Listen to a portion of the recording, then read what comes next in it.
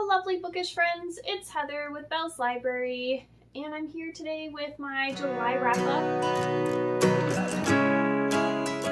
I cannot believe how many books I read this month. It is the most I have read in a month ever, I'm pretty sure.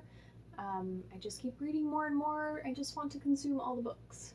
So let's get into a few stats for the month, and then we'll go through a few of the books.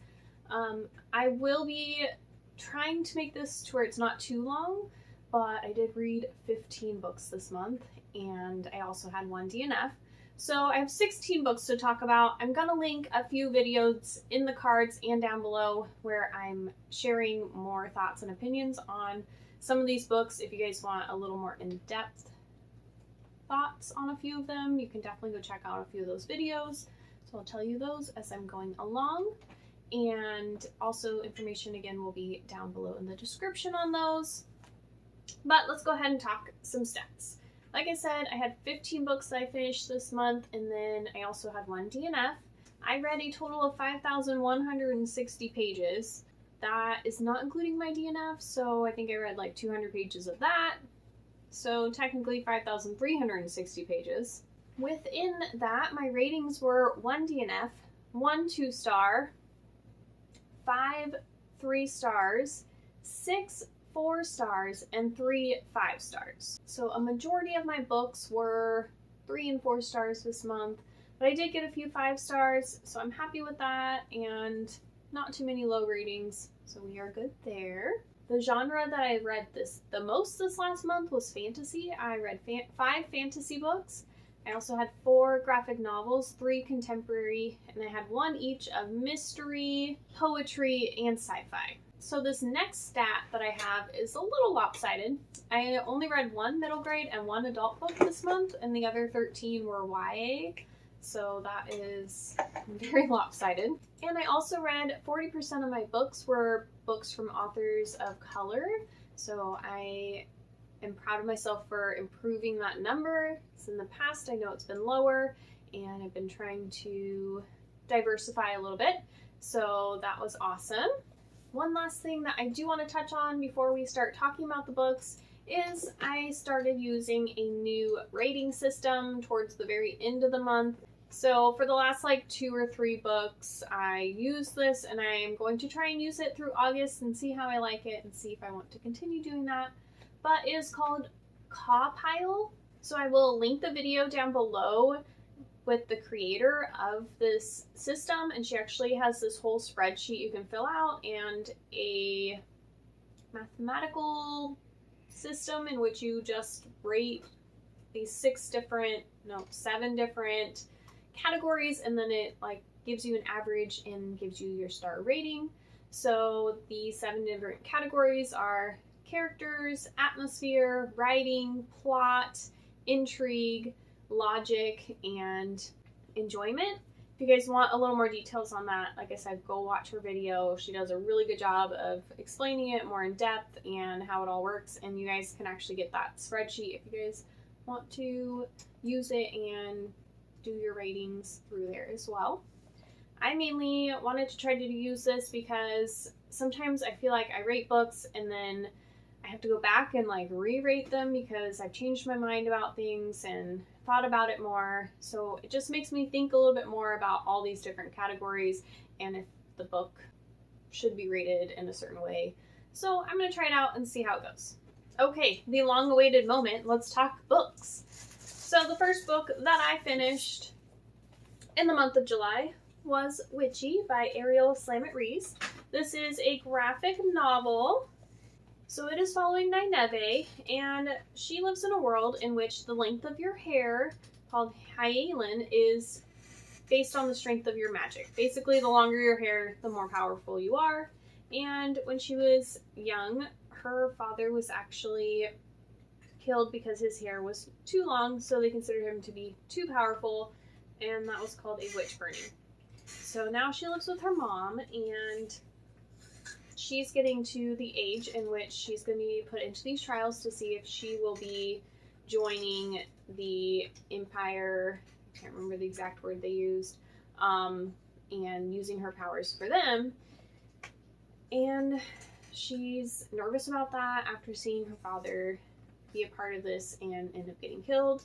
And just a little bit of a story as far as her coming into that. I loved the mom-daughter relationship in here. They were really sweet and really cute, and the mom was like total badass. And the artwork was really beautiful. I always love artwork in graphic novels. I really haven't read a graphic novel that I haven't enjoyed the artwork, because I don't know, everybody's just unique, and I really enjoy seeing art in general. So but yeah, I enjoyed this book. I gave it a 3-star. It wasn't like phenomenal, but it was still a really cute story, so I would read it. I also have a few more thoughts on that one in my June Owlcrate unboxing, where I review it, if you guys want to check that video out. Next, I read Cinderella is Dead by Kaylin Bayron, and I also gave this one a 3-star. I have a full review of this book as well as What You Wish For in a double feature review. I'll link that one as well. Goes into a lot of detail as to why I rated it 3 stars. I could see so much potential in this story. I really enjoyed some of the characters, like the fairy godmother, and even like the prince, who's kind of, or the king, he's kind of the evil one in this story. And I just wanted more background on like why these characters acted this way and where their motives were coming from, and just wanted a little bit more from the story. Also, there's a lot of like feminist feeling coming from the story, in which we're talking about the kind of patriarchal society that these people live in, and that they don't really do anything about it, and all the women are suffering and being forced into marriages, and if they're beaten, it doesn't really matter because they just don't matter. And while I understand that that is a message to put out there, and it's a good one to have, it was a little like too much in the face, and a little like, you're really battering me with this. Did really enjoy also that there was good representation in this book. Our main character is a Black character. We also have a relationship with another girl in this one, so obviously she doesn't want to get married to a man. She's not interested. So I definitely appreciated there was some good representation in this book. I enjoyed that this was a Cinderella retelling, but it was like totally different than Cinderella, and it was not even really a retelling necessarily, because we're like 200 years after Cinderella lived, and she's kind of like almost idolized by the people. So yeah, if you want full thoughts, definitely check out that video. I explain way better and way more what's going on.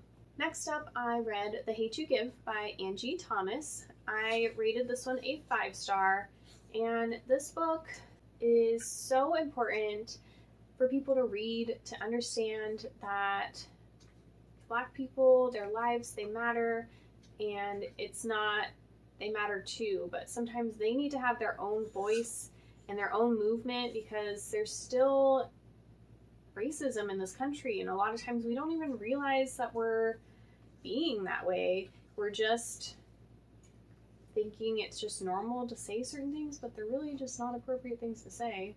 So I would recommend this read to anybody and everybody. It's going to be something that you learn a lot from, but there's also an enjoyable story, but there's an actual story to it, so it's a little more entertaining in certain ways. Unfortunately, the main premise of this book is that our main character is in the car with one of her best friends, and they're both Black. They get pulled over by the police, and he ends up getting shot and killed by the police while she watches. So that's kind of the leading in premise to this book, and trying to get justice for him and how that kind of works and doesn't work in our society. And also, I think that there's just a really big message of using your voice to speak out and talk, and that is your most powerful weapon, and that if you're not using it, then like you're not helping anything. You're hindering things.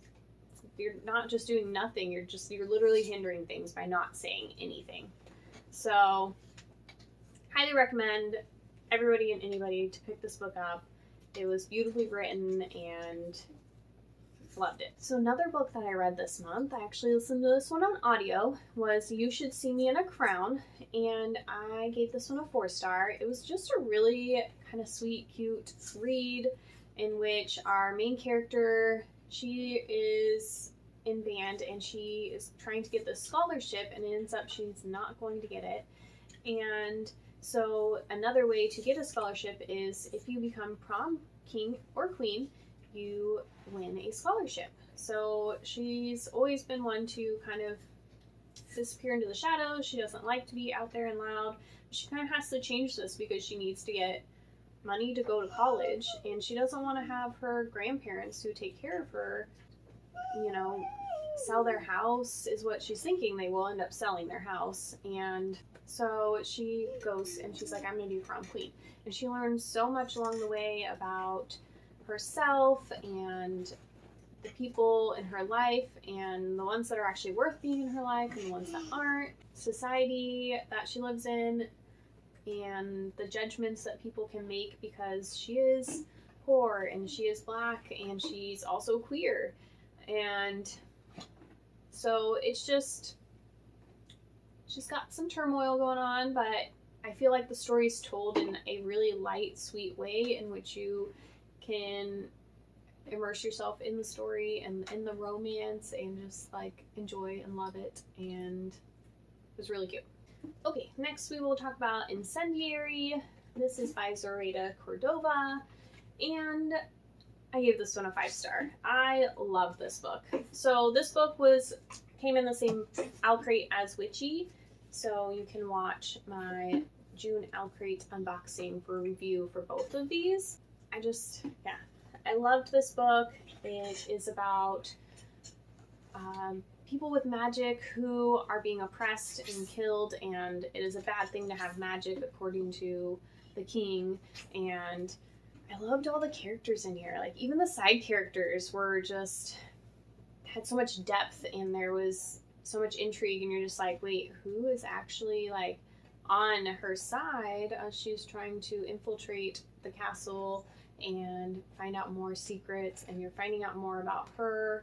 I'm not explaining this very well. I definitely would watch the review video. But our Renata, our main character, has magic, and she has a very rare form of magic, and she returns to the castle. She actually used to live there because the king likes to keep one of each type of magic person on hand for his own use. Otherwise, he doesn't want any magical people around. So she used to live there to be that kind of person. They basically took her from when she was a kid to try and form her into what they wanted. And then she ended up getting away and being raised separately for years. And then she had to kind of infiltrate and go back. And there is like so many twists and turns, and there's so many different characters and corruption, and I don't know, it's just, the end like completely threw me, and I cannot wait for the next book. Like, I'm so sad that the next book is not out because I'm just like, what is happening? What is going on? So loved that one. Next we'll talk about 5 Feet Apart by Rachel Lippincott. I still love this cover. It's so beautiful. This one I actually did as a part of my reading, like a little Libra experiment, so that's another video you can watch to get more thoughts on this one. But basically we're following 2 teens who are in the hospital with CF, and they're both getting treatments, and they have to stay at least 6 feet apart from each other, and otherwise they could get each other sick. Especially one of them caught a bacteria that is even more deadly if you get it when you have CF, and if she catches it, like, basically once you have it, it's only experimental, that there's drugs that will get rid of it, but for the most part it's going to end up killing you even faster than CF does, and you can't get new lungs at all if you ever get it. our two characters meet in the hospital, and it's kind of their story as they get to know each other, and you get to learn about CF, and they fall in love, and it's just really cute and sweet, and the ending was not what I was expecting at all. It goes a totally different direction than you necessarily want it to, but it kind of has to, and so you're okay with it. I don't know how to explain it, but just know that it was a very good book, and I gave this one 4 stars, and you should read it. Okay, so the next 8 books that I talk about were all part of Reading Rush for me, so I do have my vlog up for that, and so if you guys are interested in watching that, go check it out, but we'll run through all the books right now as well. I know it's a long one, but it was really fun to make, and I feel like I did a pretty good job, and unfortunately there was some things with the Reading Rush that did not go well, and so it was, I don't know, I debated about how I wanted to put it up, but I put so much time and work into it throughout the week that I was like, I want to put this up, and I want to have it, and I want to be able to look back on some of these memories and these different books I read in the future. So check it out if you can, if you want. Hopefully the Reading Rush will make some changes. This is the first year I have actually been a part of it, and I think the main thing that for me was an issue was they chose a book to have a discussion about, and they didn't even read it, which to me, one, I don't remember them really talking that much about the book. I remember them talking about it once, so it would have been nice if they kind of reminded everybody and talked about the book more throughout. And also, if you're gonna have a discussion about a book, that should be a priority, that you make sure you read the book, especially if you are putting out merch and all this stuff for it. So you're probably making a ton of money off of this Reading Rush. You should make sure that you're putting in the proper work for it. But anyways, we will see how things develop and change, and hopefully everybody can learn from this experience, and next year will be better. So let's talk about the next 8 books that I read during that week. We are gonna start off with my DNF. The Girl on the Train by Paula Hawkins. I made it 200 pages in, and I just didn't want to pick it up, and it was making me not read because I knew I had to go back to this one.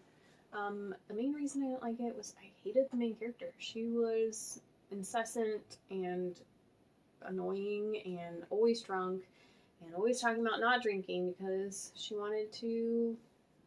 pretty much ruined her life, and she wanted to figure out this mystery of this missing girl, and she couldn't do it because she kept blacking out, and I don't know, meh. Next, I did finish The Husband's Secret. I listened to this one on audio. This one was a 3-star read for me. It follows 3 women. One of them finds an envelope that says, "Open when I die," from her husband, and she opens it, and it has his biggest, darkest secret in there. And the other 2 live in a similar area, and their lives are kind of connected into this secret as well. Although I feel like one of them wasn't very connected in there. I don't know. So that was for me an issue. I was I don't understand that her side had really that much to do with it. But I did enjoy how the author intertwined all these different stories and kind of made a mystery of it and connected them together in the end. And the 2 morals of the story that I got from this was, 1, karma's a bitch, and 2, don't make assumptions, because assuming makes an ass out of you and me. So if you haven't learned these lessons, you can read this book and it will explain those to you a little bit better. Next, I ended up having a day in which I read 3 graphic novels.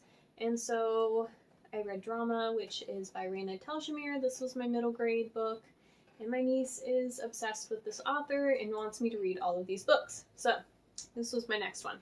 I really enjoyed Callie in here. She was a very typical middle grade girl, and the main thing that I really liked about her was her passion for the theater. So the story is about her as a backstage theater person in the play that they're putting on at her middle school, and she's in charge of doing all the sets. But she watches movies from the time era they're doing, and she goes to bookstores and looks at all these books, and she really throws herself into doing these sets and finding out as much information as she can to make it real for her, and so I really enjoyed that piece of it. The only reason I gave it 3 stars was mainly because it's not really a book for me. It's a book for, you know, middle schoolers, and so for me it just was a little lacking, and as far as depth, and you know, she's a total like boy crazy, like bouncing around. I like this boy, I like this boy. Oh no, now I like this boy. Hold on a sec. So I also read The Lightning Thief, the graphic novel, which is the Percy Jackson series by Rick Riordan. This is the graphic novel to the first book, and I really enjoyed it. I felt like there was some fun action scenes, but I got to see all of my characters that I enjoyed. Percy and Annabeth. I wanted to say Anna Louise. I don't know where that was coming from. But Annabeth and Grover and their fun journey as they're going and trying to get to the underworld and save Percy's mom, and he finds out more about the fact that he is a demigod, which he didn't know. And so yeah, it was just a really fun read and very nostalgic, and I gave it 4 stars because I just enjoyed it, and I enjoyed the world that they're in. Like it's almost like a magical realism thing, which I really enjoy magical realism because we're in the United States, but then there's like other magical elements that are hidden to most people, and so yeah, I love magical realism, so that definitely was a really good point for me. And I don't know, nostalgia always makes you enjoy a book a lot. And this actually really made me want to read the actual series of books. I've only seen the movies, and then now read one of the graphic novels. So hopefully I will get to the actual books very soon because I feel like I would totally love them. So then I read Ever After by Olivia Wieweg, and this one was a kind of zombie apocalypse horror type graphic novel. I loved the artwork in here. It was really beautiful. I loved all the colors, like totally up my alley. The idea of a horror graphic novel definitely intrigues me, but past that, didn't really enjoy this very much. I gave it 2 stars. I didn't really understand where the story was going. I didn't understand the relationship between the characters and then the zombies, because it seemed like there was moments when we, you know, acted like normal towards zombies and we ran away from them and we killed them and we didn't like them. Then there's other moments when it almost seemed like you could be friends with them, and it just was odd. It was odd. And I don't know if maybe possibly it could have been because this is an actual translated graphic novel from German, and it's coming out, it came out in Germany in 2012, and now it's coming out here in the US in September. So yeah, that was a lot of rambling. Anyways, 2 stars. Didn't totally love that one. At this point in the reading rush, I had finally decided to DNF The Girl on the Train after having read these 2 and the other 2 graphic novels and not really getting anywhere in The Girl on the Train. And I switched to reading Illuminae, which I read like 75 pages on Friday night and then the other 500 plus pages all day on Saturday. I literally took the entire day and I was just like sucked into the story. You should definitely watch my Reading Rush vlog just to see my reaction, because I got on camera like right after and it was just, I loved this book. I don't know, it might be my favorite book of the entire month. I had some really good ones, so I'm not totally sure, but yeah, this one was definitely a 5-star. I think a big part of it was that I didn't fully read the synopsis, or I read it so long ago I don't totally remember all of it, because there was like, I was like, wait, what? This is in here? Wait, what? This is in here? So if you haven't read this but you've been interested because you've heard people talk about it, don't read the synopsis and you may get some of these twisty turnies that you weren't expecting. But yeah, I love this. I think that the authors doing it in this mixed media format did a wonderful job. Let me show you. So we have like different schematics and stuff of the ships. These were some of my favorite pages. So it doesn't have a lot, but like you have to read them like moving around the page, and it just felt like you were part of the action and you're moving around like the little spaceship fighter things they were. Sorry, I'm not very good with sci-fi lingo, but yeah, I just adored this book. I was laughing a lot in the beginning. There's a lot of sarcastic humor, and then all of a sudden it was just like, bam! Just I felt like somebody just speared me right in the chest, and it hit me hard. There's several moments where I just was like, oh my gosh, and took the breath out of me. But yeah, no, this was beautiful and wonderful, and I loved it, and you should read it. So the next couple books I read for the reading rush were Long Way Down by Jason Reynolds, and this was another really good read about teens and gun violence, and it's actually poetry, and I listened to it, and the author reads it, so you get all the proper like intonation stuff and how it's actually supposed to be heard. And so I really enjoyed that, and it's only an 1.5 hour audiobook, and so I finished it in 45 minutes because I listened on 2.5 speed.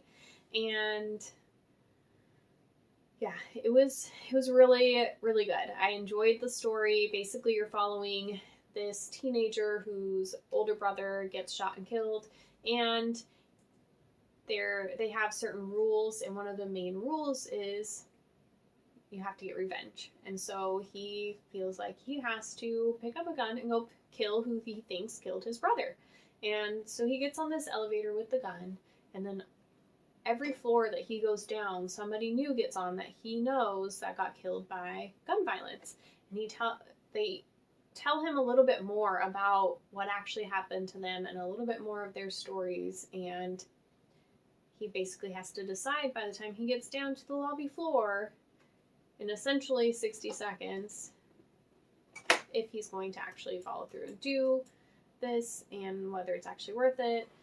And then at the end of the audiobook, the author actually talks a little bit and gives a little bit of an interview, and he's been in juvenile detentions where he's talked to kids who actually believe that this is something that they have to do. Like, it's just ingrained in their young minds that, like, that's the way it is. And I don't know, it just made light of a situation and a mindset that I didn't know anything about. And I don't know, I just want to be able to do more for these kids. And yeah, I don't know what else to say right now about it, but I definitely would recommend listening to this or reading it. It wouldn't even take very long, and so check it out.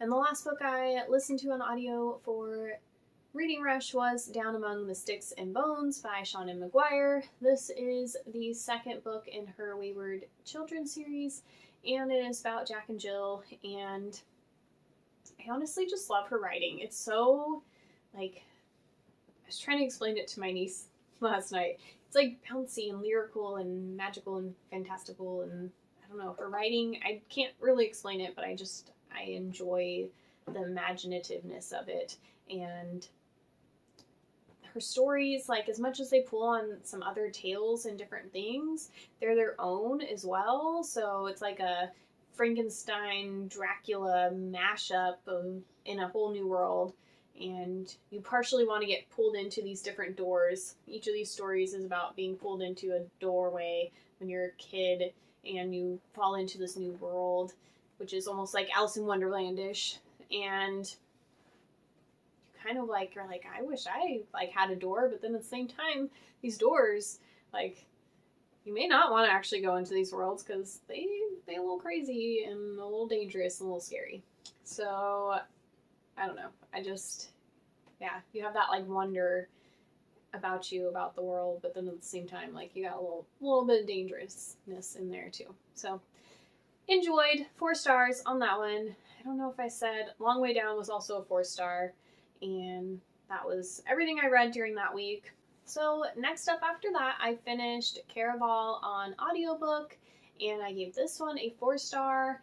I really enjoyed this story. Another author that has that writing style that's just kind of fantastical and magical and imaginative, and I just loved the nonsensicalness of the world and some of the magic and the intrigue and like so basically the story follows two sisters, Scarlet and Donatella, and they go to Caraval, which is this island in which they have a big audience participation event, and this year Tella ends up getting kidnapped by Legend, who is the master creator of this whole island, and everybody has to try and find her, and the first person to find her gets one wish, whatever they want. And so Scarlet's like torn between feeling like it's a game and her wanting to win this wish, and feeling like some of this is very real and she feels like it's very real. And so during the whole entire thing, you're just like, is this real? Is this not real? What's actually going on? And there's just really fun magical elements. Like, I loved Scarlet's dress. It is so cool. It would like change with her moods, and like, so she would just be wearing different things depending on her mood, and it was just so fun. And then she went to get some other dresses and like, or other items, and she would have to like pay with different currency. Like, money was not a currency at all. You had to pay with like your biggest desire, or you have to tell a secret or something like that. So that was fun and different, and the ending definitely was not what I was expecting at all, which I was totally happy with. And yeah, it was just a really fun world. The characters were really fun. I enjoyed Scarlet. She was very pure of heart and just wanted the best for her sister. Like, her love for her sister was so sweet. And we still had like Julian, though, who's like a super gray character, and you just didn't know his intentions. Were they good? You wanted to believe they were good, but then there's moments where you're like, I don't know if this is good. And Tella's like the opposite of her sister, very adventurous and outgoing and just all over the place, and you're just not really sure what she's got going on in her head. And that last epilogue chapter was intriguing, and I can't wait to get into Legendary, which is the next book, because I'm pretty sure it's going to be more from Tella's perspective and a little more of a story with her. So I'm definitely excited and curious to see where that one goes. So that leads to the last book I have to talk about. Oh my gosh, I'm so tired of talking at this point. Where Dreams Descend by Janella Angeles. This one is my Owlcrate book for June. And so I started giving a little bit of a wrap up in my July Owlcrate, but unfortunately I hadn't finished it in time to give my full thoughts. So I will give some thoughts here. I also have a video coming out in which I will be talking more about this book and Caraval and a few others next week. So be looking for that coming up really soon. But Where Dreams Descend. I enjoyed pieces of this story. I didn't enjoy other pieces of this story. I feel like there was so much potential in this story. Like, when I started it, there was so many like foreshadowing and different questions and things that were brought up that you just got like a little bit of. So there was just so many elements in which there were questions and foreshadowing and little bits and pieces where I was like, we're gonna just build on all of this stuff, and then it's gonna like culminate into this really cool story and big thing at the end. And then I didn't get like answers to like anything, and I was just like, and it wasn't like in a good way. Like, I needed some answers to something, or are these like things I was just overthinking and not gonna matter? I don't know. I was just kind of disappointed in how things wrapped up, and I don't feel like they wrapped up in any way. So I'm really hoping that just means the next book in this duology is going to be like packed full of stuff. I also like was struggling in the beginning with some of the writing in here and it being just a little bit too much, and I was like having to reread things because I just wasn't comprehending and fully understanding what was going on. But then like the last 150 to 200 pages, like I started flying through it and I was enjoying it a lot more, and the chapters were a little shorter. We got a little more dialogue and a little more intrigue between Kalia and DeMarco, a couple of our main characters, so that was really nice. Also, Jack's perspective occasionally would come up in here, and it was a lot more in the beginning, and I did not like reading from his point of view. I was always confused. Oh my dear lord. So, yeah, I was glad that there was less of him towards the end, because I didn't like his... The writing just seemed different when it was his point of view. I don't know. But yeah, this book had lots of potential to go places that I wish it would have gone that it didn't. I will say that I definitely enjoyed Kalia. She was a great main character. Very strong woman who was just like, you're not going to hold me back just because this whole society thinks that males are so much better. And she just dared to go where she needed to go. The main, storyline in this book is we're following a contest between magicians, and this contest, basically all these magicians are gonna do these different acts on stage. There's 3 or 4 different performances they're gonna put on and be graded by judges and the audience, and the winner gets to be the headliner for the Conquering Circus. So we pretty much only ever saw Kalia doing her performances. I wish we would have seen more of the other magicians. But I also really enjoyed the Conquering Circus. She would go and visit them, and there's some really good fun characters in there. And towards the end, the circus is entertaining the people while the last act performance is being readied. All the contestants are getting themselves ready for it. And so it was fun to see some of the circusy act stuff. I wish there was a little bit more of that, because that was really fun. So yeah, I mean, mixed bag feelings on this one. But I'm going to give it 3 stars. I definitely enjoyed the story for the most part. I'm curious to see where it goes.